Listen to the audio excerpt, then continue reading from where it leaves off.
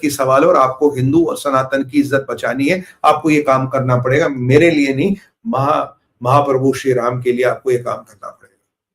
तो ये भाई था दूसरा। अब ये ज़ेलेंस्की वर्सेस ट्रम्प। अब जानते हैं कि ज़ेलेंस्की ने कल बोला था, जो मैंने आपको समझा, मैं कहा भाई ट्रम्प हमसे कोई मीटिंग नहीं होने वाली, फंडामेंटल डिसएग्रीमेंट है। कल ज़ेलेंस्की ने बोला हमारा 90% डील तैयार है, और ज़ेलेंस्की ने ये इंप्रेशन दिया कि ट्रम्प से मेरी 90% सेटिंग होगी, मैं थोड़ा 10% रहता, थोड़ा मिल बैठ के कर लेंगे।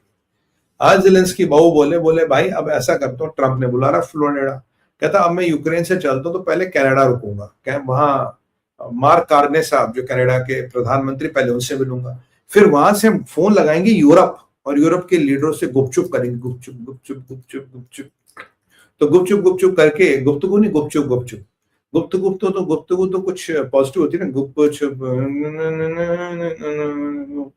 वाला, गुपचुप वाला गाना करेंगे, और फिर उसके बाद हम क्या करेंगे, हम जाके ट्रम्प के पास प्रपोजल लेके जाएंगे। और ट्रम्प ने कहला बोला भैया मेरी बात सुन, लौंडे सुन, कोई भी प्रपोजल जो तेरा है बिल्कुल खाक राख और बाख है, जब तक मैं अप्रूवल ना करूं प्रपोजल ही नहीं है, वो प्रपोजल में कोई बात ही नहीं जब तक मैं अप्रूव ना करूं।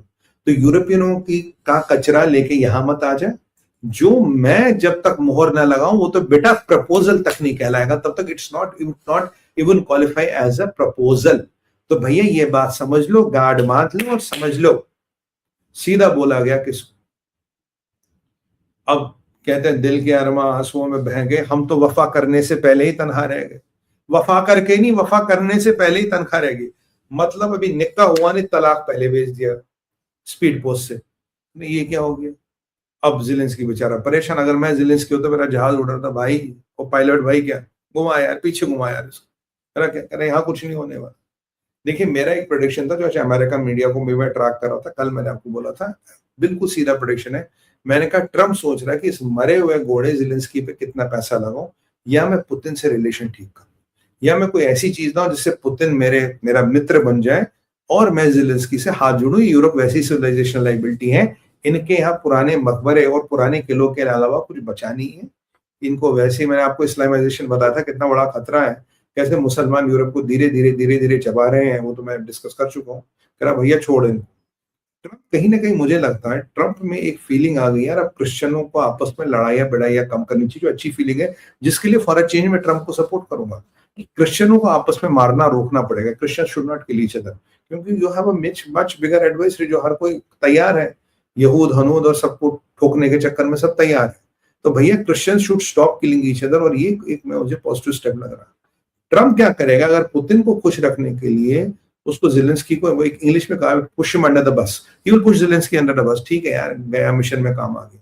ज़ेलेंस्की की समस्या जिंदा रहना, तो अमेरिका में रहेगा, नहीं तो पुतिन उससे कहीं भी जगह देख के ठोक देगा, क्योंकि जिंदा रहेगा अमेरिका में रहेगा तब तक जाएगा जब तक सीआई रहेगा। क्यों?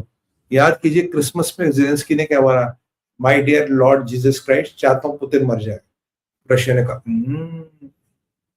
पुतिन मर जाए कोई बात नहीं, प्लूनियम वगैरह बहुत चीजें हमारे पास है। अब मैंने पता नहीं सुना है कि यासिर अराफात को भी प्लूनियम से निपटा डाला था, और वो एक रशियन एजेंट था, उसको भी रशिया ने लंदन में प्लूनियम से मारा। प्लूनियम बड़ा खतरनाक है, एक आधी बूंद भी चाय में रशियन डाल देते हैं, काम खत्म। एनीवे, तो ये था। तो अब ये ज़ेलेंस्की फंस गया। अभी भी खबर है कि ट्रम्प से बड़ी बात हुई, उसने कह रहा बड़ी अच्छी बात हुई, तो ये क्या हाय हाथ जोड़ रहा होगा, कह रहा मालिक आने तो दो, मालिक मैंने आपको बताया ज़ेलेंस्की ड्रामा कर रहा है। कल हमने डिस्कस किया था रशिया क्या चाहता, मैंने आपको बताया ट्रम्प इस मरहले पे आ गया, he will decide between Zelensky and Putin. मेरा फायदा किससे, जिससे मेरा ज्यादा फायदा, भैया हम तो उसको राम राम करेंगे, बाकी जहाँ तेल लेने जहाँ भाड़ में। तो मुझे लगता है ज़ेलेंस्की का धे धक्का का टाइम आ गया है, जो अमेरिकन स्लैंग है ना, कार्डम लूज। मैं थोड़ा अमेरिकन एक्सेंट भी आता मुझे, कट लूज। तो now the time to cut Zelensky loose has come, because 10-15 दिन में पुतिन विजयश्री का तिलक उनके माथे पे होगा, तो डिस्कशन ही नहीं होगा, घंटा डिस्कशन होगा उसके बाद। ये सर दूसरा एस्पेक्ट है। तो ज़ेलेंस्की ने भी बोला, बात की है, बस कहानी खत्म। अब है ईरान शेक्स में क्या, याद कीजिए लास्ट टाइम फरवरी में बेंजामिन नेतन्याहू गए, ट्रम्प से मिले और एक साथ में अटैची ले गए। अटैची में एक प्रपोजल था, प्रपोजल में था कि ईरान को कैसे कैसे डिसमेंटल करना है न्यूक्लियर इंस्टॉलेशंस को, और कैसे कैसे ईरान को ठोकना। तो 3 ऑप्शन थे, Israel and America in the backup. ये ऑप्शन था अमेरिका टेक्स इजराइल, इजराइल ये वाला पार्ट अमेरिका। ट्रंप ने चौथा ऑप्शन ढूंढा, बोला हमें भी तो कुछ श्रेय मिलना चाहिए यार, ये B2 बॉम्बर से तब से पड़े यार, मतलब इतना खर्चा पानी इनका, तो कुछ जरा मिलिट्री इंडस्ट्री को नए ऑर्डर दे, जरा बॉम्ब बॉम्ब कुछ डालो यार, हम भी कुछ काम करें। तो अब फिर जो हुआ हिस्ट्री, बाकी हम ये भी जानते हैं ट्रंप और नेतन्याहू के बीच नाटक चलता रहा, ये वो तुलसी गबार्ड का स्टेटमेंट पूरी डेजोनेंस क्रिएट कर दी। अच्छा, अब की बार डेजोनेंस वाला वेपन नहीं चलेगा, वो फायर हो चुका है, सबको पता है।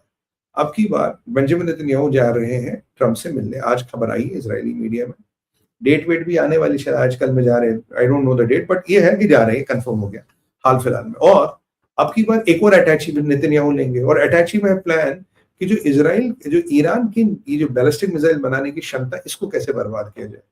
इजराइल के मिलिट्री चीफ ने 2-4 दिन पहले बोल दिया, मैंने कवर किया था, उन्होंने कहा कि हम तो तैयार है सर, आदेश करो, जाकर भी ठोक देते हैं। अब ईरान को लग गया बेटा आपकी बात तो ठुकाई सॉलिड होने वाली, कुछ नहीं, आपकी बात नाटक वाटक भी नहीं, सीधा आके ठोक देंगे।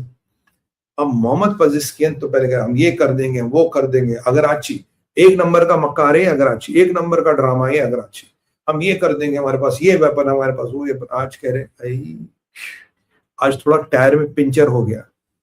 मोहम्मद पेजेश्कियान कह रहे यार हम तो, हमारी तो हालत खराब है। कह रहे दो, हमारे पास जून के बाद तजुर्बा आया है, पर हाय अल्लाह ये क्या हो गया। कहता क्या हो गया पेजेश्कियान साहब?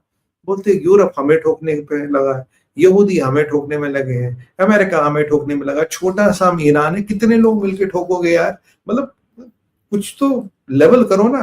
कह रहा और हमारे यहाँ क्या है, पानी है नहीं, मैंने आपको बोला ईरान में पानी नहीं है बेटा, तेहरान को इवैक्यूएट करना, पानी है नहीं, बिजली है नहीं। और पेजेश्कियान सामने एक आइडिया दिया, उन्होंने कहा नया मूल मंत्र है टेबल लैंप।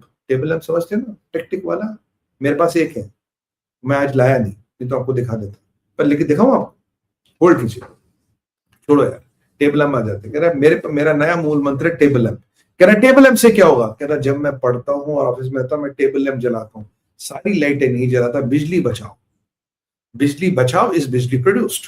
तो नया ईरान की इकोनॉमी को चलाने का मतलब है टेबल लैंप। कहता है यार तेल का रेवेन्यू आ नहीं रहा, पानी है नहीं, फसल उग नहीं रही, इंडस्ट्रियल आउटपुट था वो खत्म हो गया, ये जो हम चीनियों को माल बेचते थे यूरिया, ये इन इजरायलियों ने, यहूदियों ने आके एक फैक्ट्री को ठोका,